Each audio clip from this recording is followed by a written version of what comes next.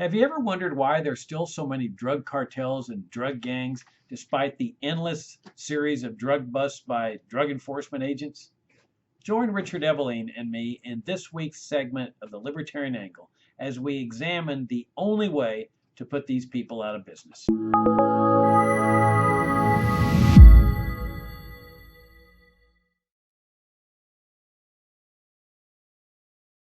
Hi, I'm Jacob Hornberger, president of the Future of Freedom Foundation, and this is this week's issue of the Libertarian Angle, the show that, as you know, brings you the libertarian perspective on what's going on in the world.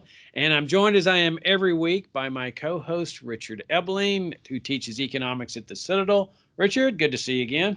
It's good to see you too, and to be with our viewers and listeners once more.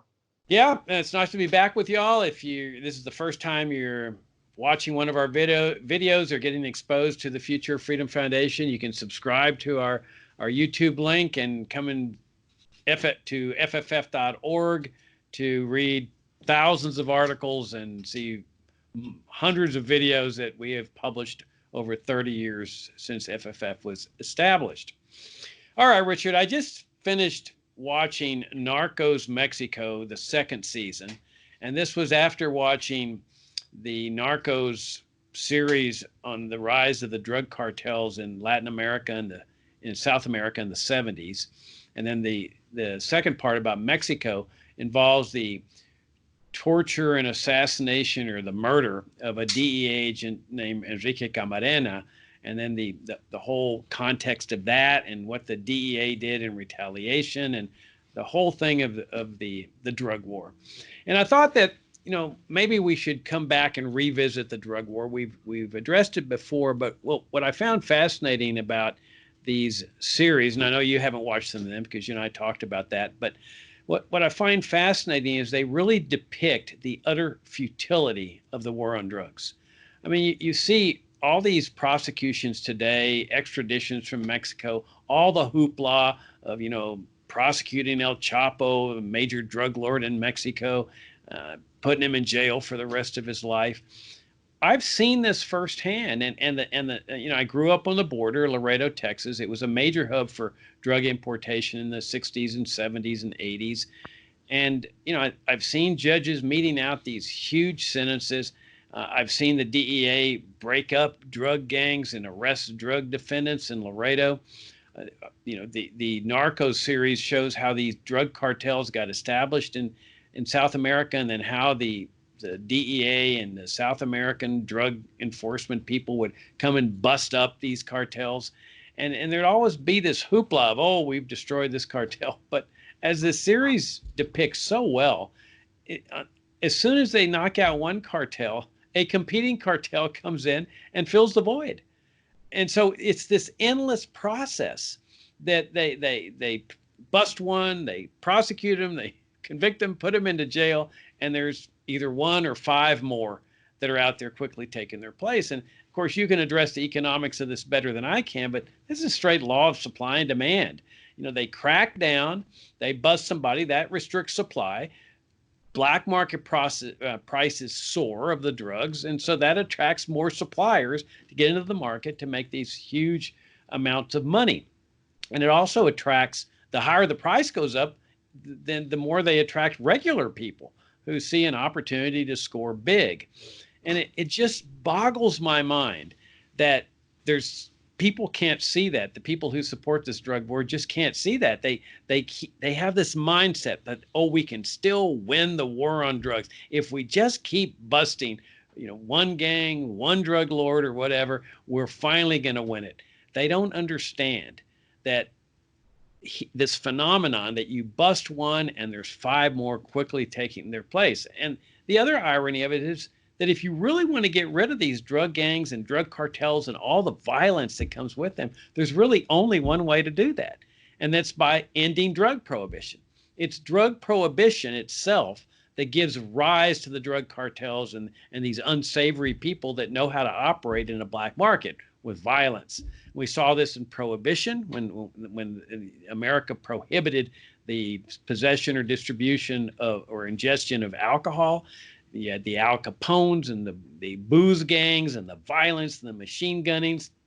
As soon as they ended prohibition and made alcohol consumption and possession and distribution legal, all of that disappeared. And that's exactly what would happen with drug legalization. You repeal all drug laws, putting drug addiction and drug usage in the private sector rather than the criminal justice sector, and you would instantaneously put out of business every drug lord, every drug cartel, because they can only prosper and compete in a black market, an illegal market. They cannot compete in a legitimate market where pharmacies and pharmaceuticals are selling and providing drugs for drug users, drug addicts, and so forth. What do you think? Well, I want to sort of amplify a few of the points you've made, but let me sort of preface this.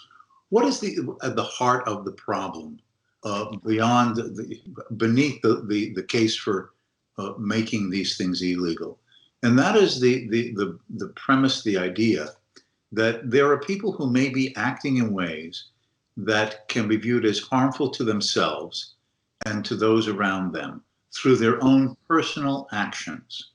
And because you perceive that this individual is acting in a way not in his own best interest as you're defining it, and that there are spillover effects of a negative sort on family and particularly close friends that may be around him, that since he doesn't have the will or the ability to resist these temptations himself, it is therefore called upon the community through the state to therefore control and prohibit those actions that are harmful to himself and to those that are viewed as the immediate spillover negative effect recipients of this. You mentioned the alcohol prohibition. The movement to prohibit the use of alcohol goes back to the 19th century. In fact, in the 1880s, 1890s, there were a number of states that had banned within their state boundary jurisdictions the production, sale, and consumption of alcohol. For example, Wyoming had banned alcohol. I presume, therefore, there were no saloons or bars. And in fact, it was that time and in those circumstances that the term bootlegger came up. You had out west people who wear cowboy boots, and they would surreptitiously have their flasks or small bottles of alcohol inside their boot.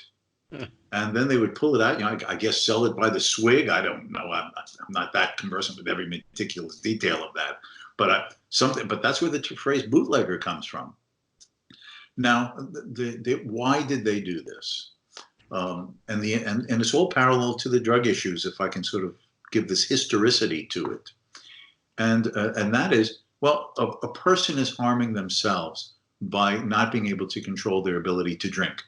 They physically hurt themselves. They psychologically are allowing themselves to have this crutch rather than face their own psychological problems.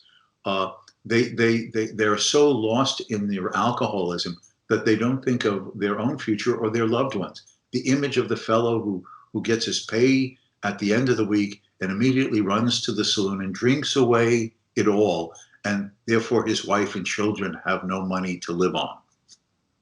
Surely, therefore, there needs to be laws to see that those who are so inconsiderate of their fellow men that they would choose to make a living playing upon these weaknesses of the human flesh, that this must be prohibited. And that led to the amendment to the Constitution implemented in 1920. And that, I assume most viewers and listeners know, an amendment to the Constitution is not an easy matter. It's a long procedure, 2/3 votes in the Congress, among the states, and but it was passed in 1920, and it basically prohibited the production, sale, and usage of alcohol within the United States, with the idea that this will be good for everybody in the country. Demon rum will have been eliminated. Good intentions, right? I'm not challenging the motive per se, but the belief that the power of the state can change the human character and the human heart. Now, what did it generate? Well, did some people stop drinking? Sure, there were some people who said, well, it's now against the law, I won't. Liquor stores, other establishments that were previously legally selling alcohol, obviously they had to shut down under penalty of the federal law. But did it end the production, sale, purchase, and consumption of alcohol. It did not. All it did, as you were suggesting, to drive these things underground, a black market. What did it generate? Let me suggest violence, which you referred to. Gangland fighting over turf. You know, the images you were saying of Al Capone in Chicago. Hey, the South Side is my territory. You better not be trying to sell booze in my territory. You know, Guido the knife will take care of you if you try to, muscle in. You know, that's an image we have, is it not, from watching old movies or things we've read? Gangland and street violence, the corruption of law enforcement.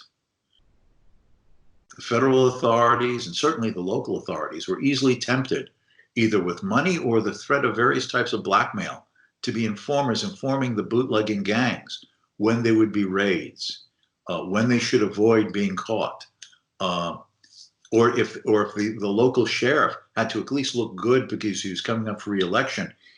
The Prohibition gangs would make a deal with him. Well, we're going to have a few, cases of beer and wine in a warehouse.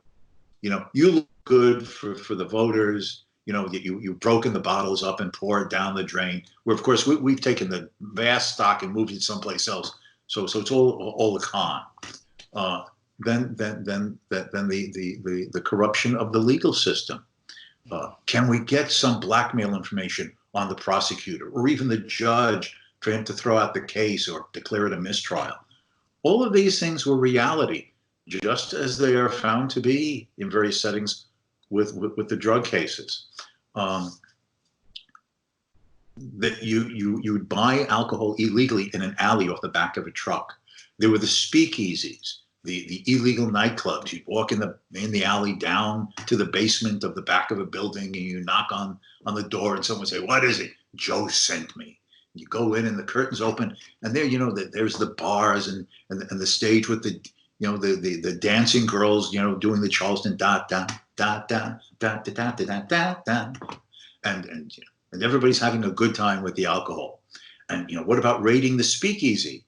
Well, you'd know when most of those were going to go on, again, through the corrupted law enforcement. And when they would show up, where was the alcohol? Where was the gambling? It's this little old ladies playing bingo, just playing bingo. And then once the raid is over, well, I guess there's nothing going on here, George.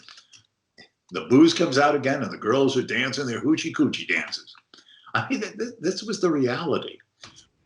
And it's so, and why were people doing this? Because if a person does not believe in the justice of the law, they are often tempted to break it. It's the weak-minded and the bad influences on little children that alcohol is negative about. So we need to make this maybe illegal for the weak-minded and to make a good example for the little children. But I'm a responsible drinker. I come home. What's wrong with me having a beer or a glass of wine or even a shot of whiskey occasionally? I'm not a bum. I'm not an alcoholic. I'm merely, quote, a recreational user of alcohol. And therefore, people would say, that's a good law, but not for me. And the result was it just was a huge hypocrisy in human conduct, in the treatment of the law, a disrespect for what should be the reasonableness of the law. What the upshot was is that then there was such a movement that this was tearing the society apart. It was socially detrimental, that there was another amendment that went through that long procedural constitutional process, and Prohibition was ended in December of 1933. Now, what was the consequence? As you were saying yourself earlier, the day after the repeal amendment came in, all of the crime, all the corruption, all the violence that had been connected with Prohibition virtually disappeared. Now, there might still be crime, corruption, and violence related to other victimless crimes, gambling, prostitution, but anything connected with alcohol production, sale, purchase, and use was gone literally overnight. It was just another peaceful business above board with normal voluntary buying and selling and a surety of the quality of the product, which you couldn't be sure of buying it in the back alley. Most Americans who have heard anything about prohibition understand these social problems that criminalization caused, but they seem unable to extrapolate, as you were saying, unable to extrapolate those lessons to seeing the parallel to drug war. Are drugs good for individual to take? Are they often the result of psychological and physiological weaknesses? Can you become hooked and dependent? Can it cause great harm and destruction of the potential in a human being? Of course it can. Any one of us, if we had a close friend or a relative who got hooked on these severe and dangerous narcotics, we would like to try to do everything in our power to wean them off it. Now, but how do you do so? What is the way to do so? Well, the lesson of many great religions, and certainly the philosophy behind a society of freedom, is that coercion is not the way to bring a person to a better life. What are the moral and right ways of doing so? Reason, persuasion, the example of your own life, and show them that there are ways to live that they can overcome their dependencies, their weaknesses, their psychological problems, without doing detriment to their long-run potential as a human being with one life to live, and not to create these psychological, if not other harms, on those that they themselves care about who are around them. That is the moral way to do it, and is the way consistent with a free society. And by choosing that freedom path, you do away with all of these negative effects on the rest of the society, these spillover effects that invariably criminalization of these activities create and impose upon the rest of us.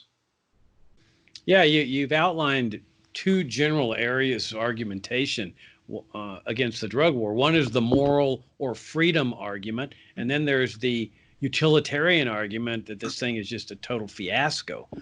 But on the moral argument, the freedom argument, it really just turns on what freedom means. And, we're all told that we live in a free society, but how can you be living in a free society when you don't have the right to ingest whatever you want to ingest? I mean, I don't care how harmful it might be, heroin, cocaine, meth, opioids. Freedom necessarily entails the right to ingest harmful or destructive substances without being punished for it by the state. That's why it's no surprise that there's drug laws in places like China, North Korea, Cuba, and these totalitarian regimes. That this is the essence of tyranny. When you can put somebody in jail simply for putting a non-approved a non-approved substance into his mouth that it hasn't been approved by the government. So that's the moral argument. And now that's not to say that drug use or drug abuse is a good thing. It's to say that it doesn't belong in the criminal justice field. It belongs in the private sector with rehab groups. And you gave an excellent summation of what happened during Prohibition. That the most successful drug rehab program in history is Alcoholics Anonymous. And booze is a drug. We don't often think of it like that, but it's no different from any other mind-altering substance. And here you have Alcoholics Anonymous that is a totally private group. They don't receive any government funds. And it has been more successful than any other group in terms of helping people out of alcohol addiction. And that's where the rest of drug addiction belongs, in narcotics rehab groups, counseling, therapy, instead of in the criminal justice field. Part of this thing is it's psychological. If you have a drug addiction, a necessary component of recovering from that is being open about it, transparent about it. That's what happens at AA meetings, where the person says, I'm such and such and I have an alcohol problem. But when you have severe criminal penalties attached to drug possession or drug use, the last thing you want to do is be talking about it, because you might be talking to a narc or somebody who goes and turns you into the feds. Or if you're at a narcotics rehab group, you don't know who the other participants are there. Could be an undercover narcotics agent. So it actually aggravates, drug laws actually aggravate the drug addiction problem. And then there's the utilitarian case that you outlined, that, if this was just a benign, neutral program, that would be one thing.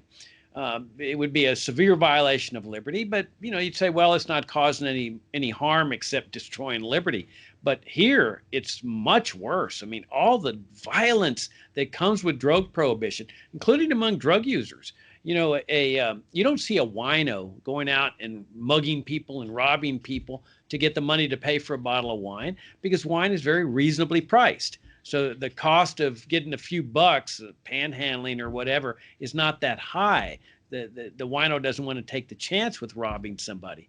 But when it's made illegal, now the addict can't get the money to pay for the exorbitant black market prices, and he's not going to give up his addiction. Addictions are not that easy to give up. So that's when they resort to mugging and robbing and stealing anything to get the money to pay for these exorbitant black market prices. And then, of course, as you point out, there's the turf wars and the gang wars. I mean, they've destroyed Mexico. The U.S. government has destroyed Mexico with its drug war. I mean, and look at the number of people have been killed in the last 10 years. I think the number is up to 60 or 70,000 people dead, not from drugs, but from the drug war. And then you've got the severe violations of civil liberties. They've eviscerated the Fourth Amendment against searches and seizures and automobiles and no-knock raids and all this nonsense, all with this ridiculous quest to win the war on drugs.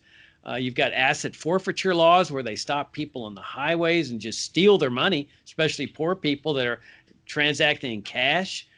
They just steal their money, and the law permits them to do that. And they say, well, if you don't like it, you can sue us.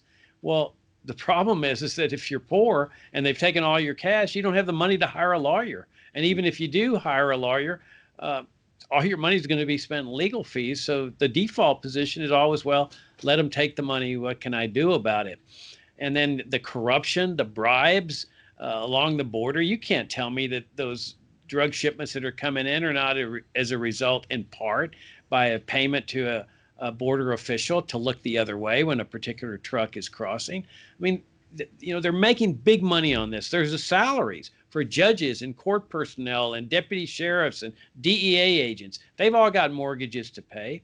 And so they keep this war going because they have a vested interest in it, not just with legitimate salaries, but through bribes and corruption. So there are really no redeeming arguments at all. 30 years ago, when we started FFF, you'll recall that we devoted one of our first issues to the war on drugs. I think it was the April 1990 issue. And we've been making this case for 30 years. Now, has there been progress? Absolutely. And 30 years ago, you'll recall, Richard, when we did radio shows, we could light up the phones by just saying we favor legalizing all drugs. Well, now you can't do that anymore. That drug legalization is on the table. You even have an organization of former police officers and judges that are calling for an end to the war on drugs. And then you've got states that are thumbing their noses at the feds and legalizing marijuana in those states, notwithstanding the fact that the feds still make it illegal. So we've made a lot of progress, and I think the drug war is teetering, but it shows the power of ideas. And this thing goes back a long ways. I mean, we libertarians are really the ones that are responsible for this sea change in attitude to the war on drugs. People have seen these enormous jail sentences. They've seen the racial bigotry that is inherent in this drug war, in the way it's enforced, sending many black Americans all the way up, 200-year jail sentences, like this case in North Carolina I came across recently. A guy named Michael Holmes got a 200-year jail sentence for a nonviolent drug offense. I mean, and we see this time and time again. Milton Friedman, a libertarian economist who won the Nobel Prize, he wrote about this in Newsweek in 1972, saying it's time to end the war on drugs. And then he followed that up with his famous open letter to Bill Bennett in the Wall Street Journal in 1990. So we just have to keep making this argument, Richard, because I think the drug war is teetering. Yeah, I might mention that Ludwig von Mises, the famous free market Austrian economist, was making the case against such drug laws in the 1920s. But I wanted to bring out another parallel, if you will. Who are often the strongest proponents of maintaining these anti-drug laws?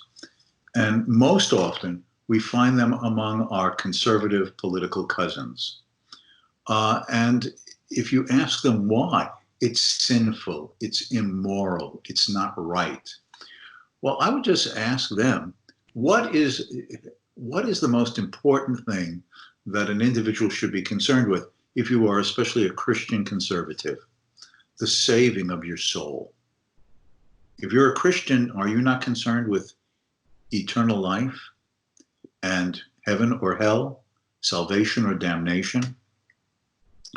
Now, in the past, there were religious wars. The rise of a Reformation resulted in centuries of religious wars that decimated huge parts of Europe between Catholics and Protestants, all concerned with what? Well, if you want to talk about it, partly the political power that established churches are also concerned with earthly rulers as well. But what was the rationale?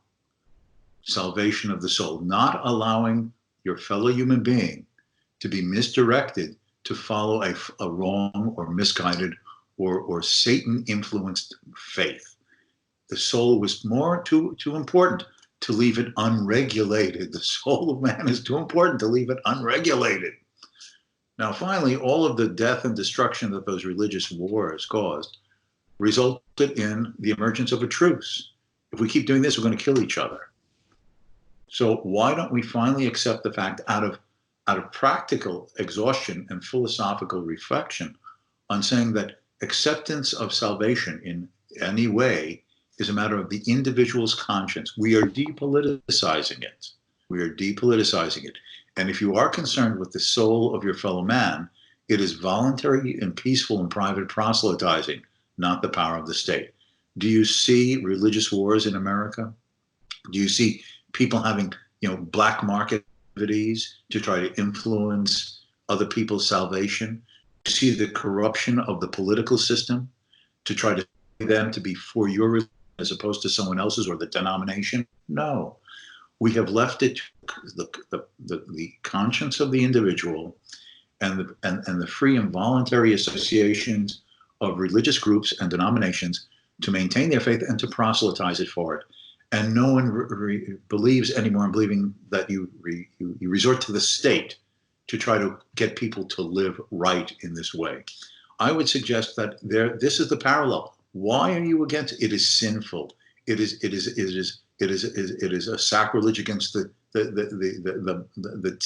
your body, which is the temple of your soul, and that therefore we have to do this for the good of the human being. No, all you are doing is taking away from the individual the ultimate right of free choice. Salvation is taken to be a matter of free choice. You either accept or you don't, and that's a big effect. If you're a believer, eternity is a really long time. At least my math class told me that. Okay, if you believe that, and it's been left to the voluntary choice of conscience and peaceful proselytizing, peaceful reason, argument, and example, then why would we not apply the same logic and premise to these issues of not just alcohol, which we have depoliticized, but to these drug wars? I would suggest that while it seems difficult how are we going to fight the drugs one person at a time? Well, how do you bring souls to your faith one person at a time? And you eliminate all of these negative side effects while being truer to your belief in the freedom of the individual to follow his own conscience. Yeah, you reminded me of a libertarian preacher once that said, sin is too important an item to be left in the hands of the government. Oh, yes. and okay, well, we distinguish between sins that involve the initiation of force against other people and sins that don't. And God vests man with free will. At the same time, he says, thou shalt not kill, thou shalt not covet. So libertarians have incorporated that notion by saying that, you can do whatever you want in terms of living your life the way you choose, but with one condition. You're not going to initiate force or fraud against another person because you're interfering with his right to live his life the way he wants. So no murder, rape, stealing, burglary, fraud, and the like, but otherwise anything that's peaceful. And so this involves the area of drug abuse. And you often hear people saying, oh, you libertarians, you just want everybody to go on drugs, which is a inane accusation. we're not expressing any approval or disapproval of how people live their lives. I mean, you can do that. You can say, hey, I don't like the way that person lives his life. But what you cannot do is have the state go in there and punish him for making decisions and choices that you may not like. Sure, no, I think everybody can sympathize with a drug addict that's on heroin and they feel bad for him and suffering. But, it's ultimately up to him. And sometimes in the very depths of despair, a person can find God, can find himself and pull himself back up. I mean, that's the natural way of you make your choices in life and you live with the consequences of those choices. You bear the responsibility. And then hopefully in the process, you learn from your mistakes and you get your life back in order and on the right track. This is what freedom is all about. This is what we libertarians are fighting for, is the free society where people are free to choose their own way, limited by what we call the non-aggression principle. I think it's the only solution to America's woes, all these crises that afflict us in immigration, drugs, foreign policy, healthcare, retirement, that it's only this principle of libertarianism that is not only the key to liberty, it is the key to the resolution of all these crises in order to bring about a free, prosperous, moral, and harmonious society. Yeah, I would just mention that you had talked about, the elements of the Ten Commandments. Thou shalt not kill, thou shalt not steal, thou shalt not covet thy neighbor's goods. But I think you're forgetting something, Jacob. This is a progressive era. The Ten Commandments have to be viewed as a living document. Therefore, thou shalt not covet and thou shalt not steal, unless it's the 1%. Then it has to flow with the times. On that excellent intellectual note, we'll wrap things up, Richard. I think maybe, Richard, you missed your calling. I mean, you're like the perfect song and dance man. Maybe like from the 19th century, you would have been good traveling from city to city, putting on your act. A traveling minstrel. Yeah, I could, like Marlon Brando in The Waterfront. I could have been a contender. Yeah, you missed your calling and you were born in the wrong century. So on that note, we'll wrap things up. Thank you for tuning in. Be sure to subscribe to our YouTube channel. Come to fff.org. We'll see you all next week. Thanks for your great support. And Richard, I'll see you next week. I'll see you next week. Bye-bye.